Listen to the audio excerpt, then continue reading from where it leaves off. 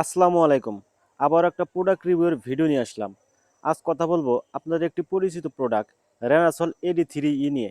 রেনাসল AD3E কেন খাওয়াবেন, কোন কোন রোগের ক্ষেত্রে খাওয়াবেন, কিভাবে খাওয়াবেন, ডোজ দাম সহ A to Z। প্রিয় খামারি ভাইরা, খামার মাস্টার ইউটিউব চ্যানেলে আপনাকে স্বাগতম। গবাদি পশুর স্বাস্থ্যসেবা পরিচর্যা ও খামার ব্যবস্থাপনা নিয়ে আমরা নিয়ে এসেছি সহজ এবং নির্ভরযোগ্য তথ্য। চলুন শুরু করা যাক। গবাদি পশুর স্বাস্থ্যসেবা নিয়ে খামার মাস্টার ইউটিউব চ্যানেলে নতুন নতুন তথ্যমূলক ভিডিও আপলোড করা হয়। এরকম নতুন নতুন তথ্যমূলক ভিডিও পেতে আমাদের চ্যানেলটি এখনই সাবস্ক্রাইব করুন। চলুন মূল আলোচনায় যাওয়া যাক। প্রথমেই জানা যাক রেনাসল AD3 ওষুধে কি কি উপাদান দেওয়া আছে। রেনাসল AD3E প্রতি মিলিতে আছে vitamin A 1,00,000 IU, vitamin D3 20,000 IU, vitamin E 20 milligram. আপনাদের সহজভাবে বোঝানোর জন্য ভিটামিন AD3 এবং ই এর কাজ নিয়ে কিছু আলোচনা করি। ভিটামিন এ গবাদি পশুর শরীরে যে কাজগুলো করে, চোখ ভালো রাখে, সবচেয়ে গুরুত্বপূর্ণ যে কাজটি করে রোগ প্রতিরোধ ক্ষমতা বাড়ায়, গরুর বৃদ্ধি ও ওজন বাড়াতে সাহায্য করে, হিট সঠিকভাবে আসতে সাহায্য করে, গাভীর গর্ভধারণ ক্ষমতা ভালো রাখে।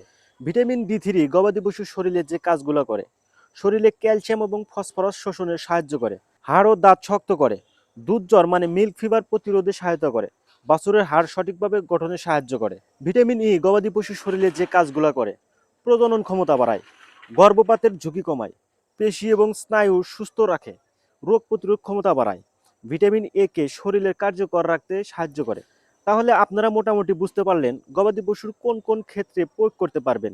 এছাড়া যারা হাঁস মুরগি পালন করেন, কৃমি ওষুধের প্রয়োগের আগে, ভ্যাকসিন প্রয়োগের আগে যে কোনো প্রকার ধকলে ব্যবহার করতে পারেন। গরু মহিষ ছাগল এক জায়গা থেকে আরেক জায়গা স্থানান্তরের পরে ব্যবহার করতে পারেন। স্বাভাবিক অবস্থায় মুরগির জন্য 3 থেকে 4 লিটার খাওয়ার পানিতে 1 মিলি দিতে হবে। ভিটামিনের অভাব দেখা দিলে বা যে কোনো প্রকার ধকলে রেজিস্টার্ড ভেটেরিনারিয়ানের পরামর্শ অনুযায়ী মাত্রা নির্ধারণ করে ব্যবহার করতে হবে। বাছুরের জন্য প্রতি লিটার পানিতে 4 মিলি করে এবং বড় গরু মহিষ ঘোড়ার জন্য প্রতি লিটার পানিতে 10 মিলি ব্যবহার করতে হবে। রেনাসল ADE3 নিয়ে কোনো প্রশ্ন থাকলে কমেন্ট করুন, আমি চেষ্টা করব সমাধান করার। ভিডিওটি ভালো লাগলে অবশ্যই একটি লাইক দিন। পরবর্তী ভিডিও কোন প্রোডাক্ট নিয়ে দেখতে চান তাও কমেন্টে জানান।